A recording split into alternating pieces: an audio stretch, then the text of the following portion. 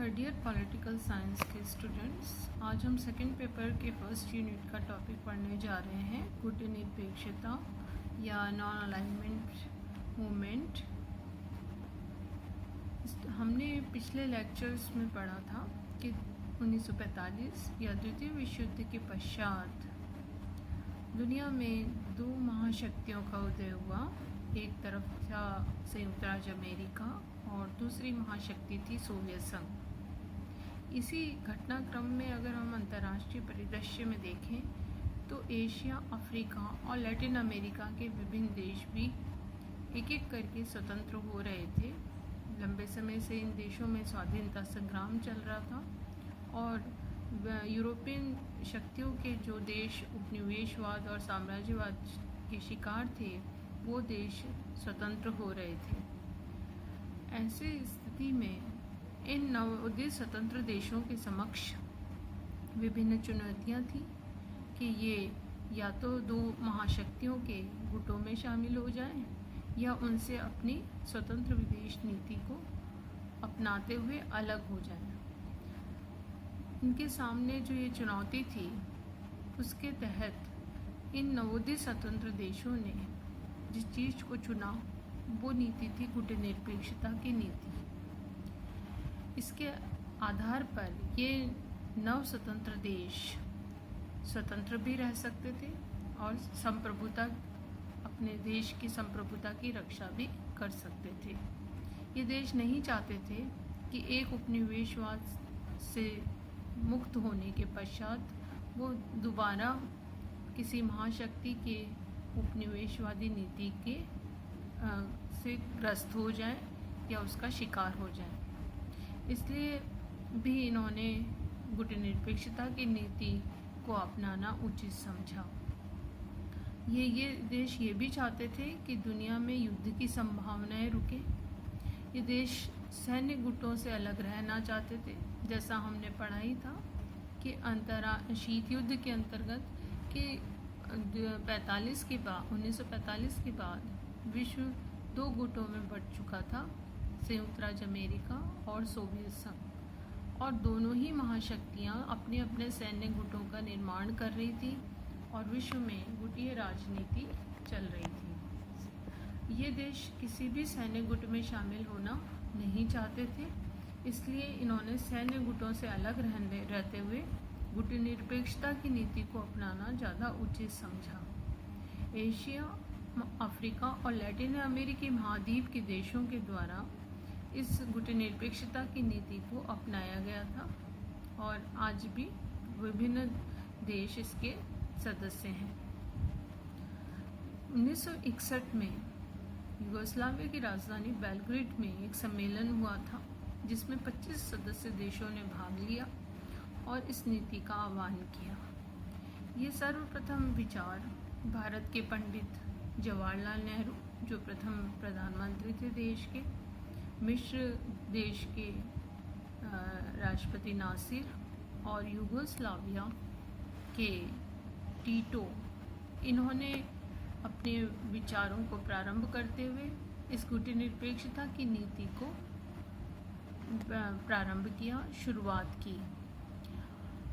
इस गुटनिरपेक्ष नीति को विभिन्न नामों से पुकारा जाता है, स्पष्ट किया जाता है।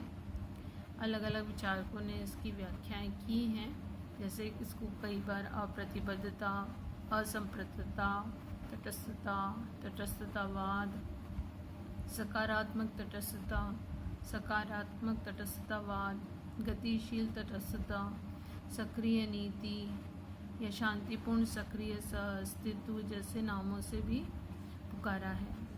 जॉर्ज श्वार्ज़ेनेगर ने इसको 6 धारणाओं के आधार पर स्पष्ट किया है। जैसे उन्होंने बताया है अलगाववाद, अप्रतिबद्धता, तटस्थता, तटस्थीकरण, एक पक्षवाद और असंलग्नता। ये असंलग्नता शब्द भी अत्यधिक प्रचलित शब्द है। गुटनिरपेक्षता की नीति के 5 आधार हैं और वो इस प्रकार है। एक तो जो भी गुटनिरपेक्षता की नीति को अपनाएगा वो सदस्य देश स्वतंत्र नीति पर चलेगा। दूसरा, उपनिवेशवाद विरोधी हों।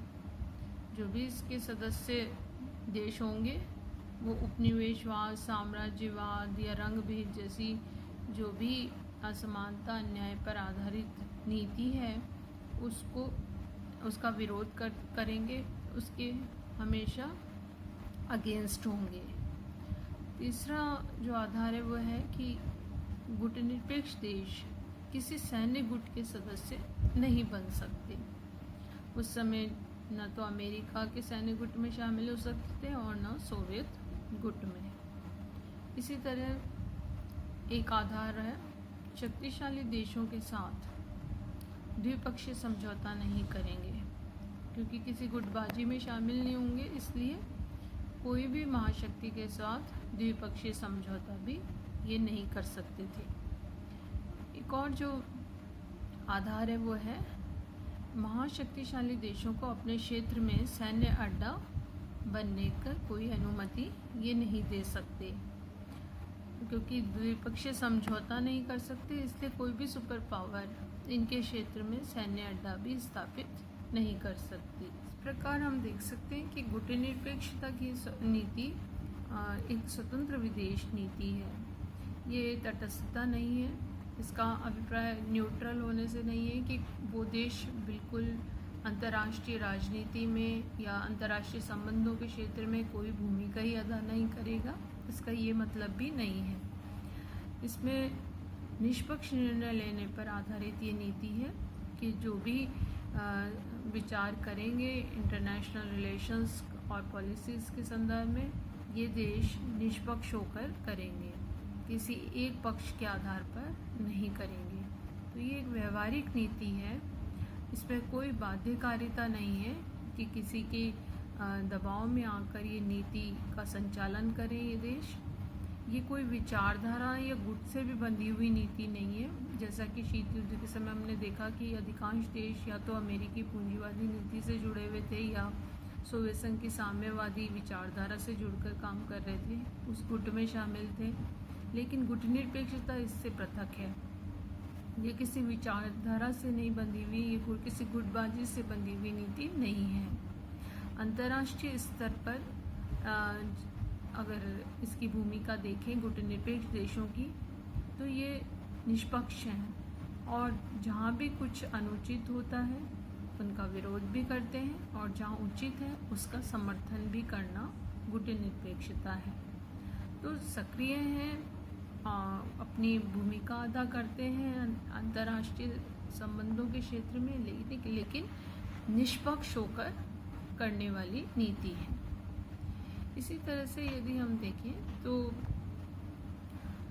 इसकी सदस्यता भी निर्धारित की गई है कि कौन से ऐसे देश हैं जो इसके सदस्य बन सकते हैं। सर्वप्रथम जब 1961 में जून 1961 में मिस्र देश की राजधानी काहिरा में 21 देशों ने इसमें भाग लिया था और ये तय किया था कि ऐसे कौन से सदस्य देश होंगे जो इसके मेंबर्स बन सकेंगे। तो वो मापदंड तय किए गए।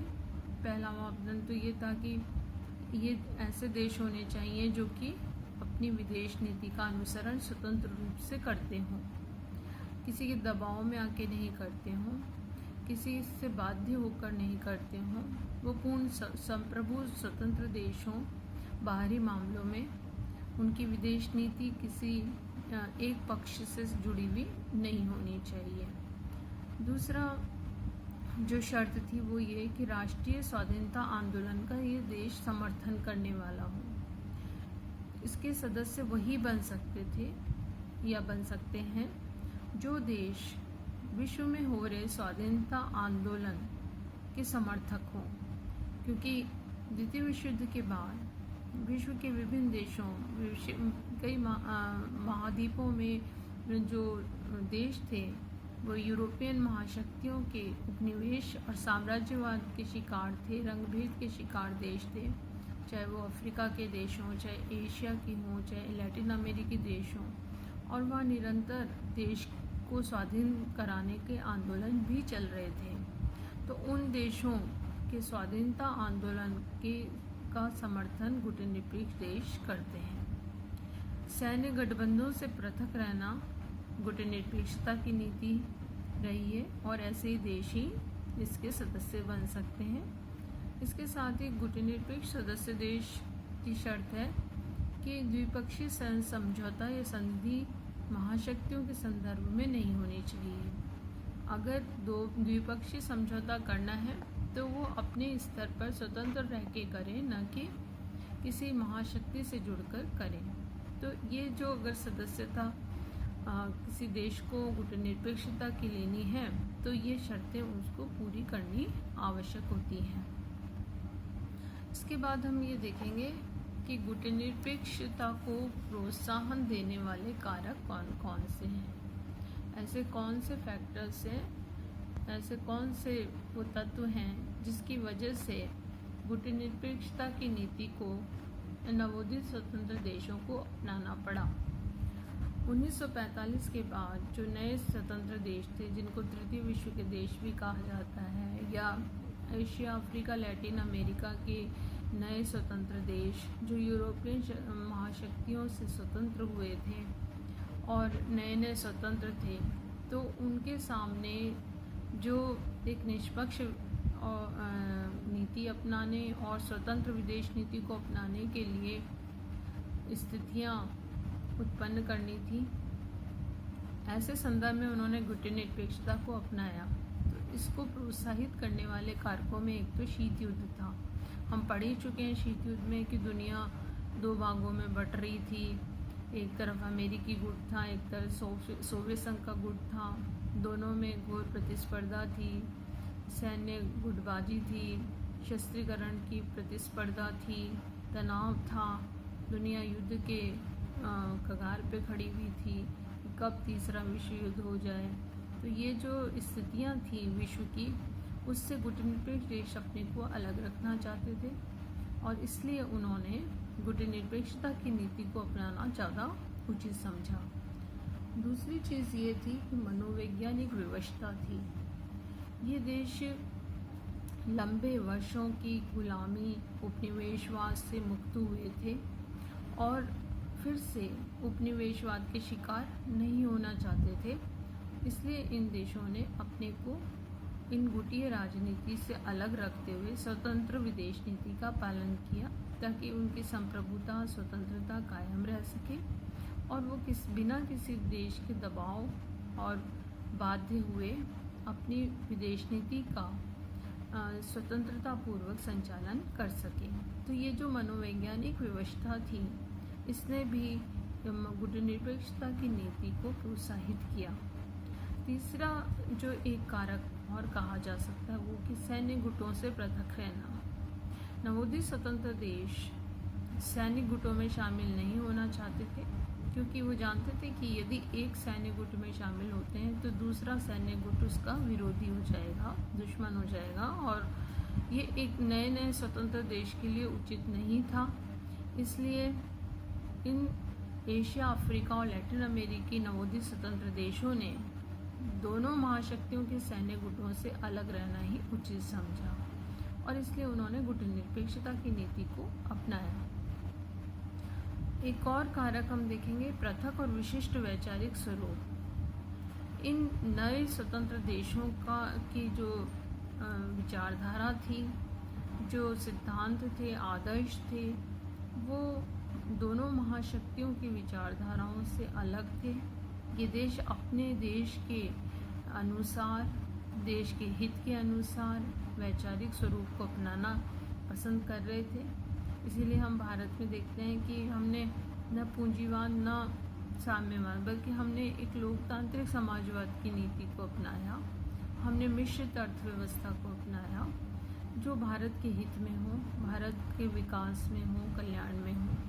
तो जो पृथक विशिष्ट वैचारिक स्वरूप था इन देशों का, उस और देशों में भी वही स्थिति थी जो नए नए स्वतंत्र हुए थे। इसलिए उन्होंने गुटनिरपेक्षता को अपनाना ज़्यादा सार्थक समझा। एक और जो कारक रहा होता स्वतंत्र विदेश नीति का संचालन करना चाहते थे। क्योंकि संप्रभु थे, संपूर्ण प्रभु संपन्न देश थे, नए स्वतंत्र हुए थे, तो वो किसी भी आधार पर किसी देश की प्रभाव को, दबाव को नहीं पसंद करना चाह रहे थे और संप्रभुता और स्वतंत्रता को कायम रखने के लिए स्वतंत्र विदेश नीति को अपनाना आवश्यक था, ताकि वो अपने देश के हित, राष्ट्रीय हित के अनुसार विदेश नीति का संचालन कर सके। इसलिए भी कूटनीतिकता को अपनाना ज़्यादा औचित्यपूर्ण था। एक और जो महत्वपूर्ण कारक था वो था आर्थिक कारक, क्योंकि ये सभी देश नए नए स्वतंत्र हुए थे और यदि किसी गुट में शामिल होते तो दूसरा अगेंस्ट गुट उसकी सहायता नहीं करता।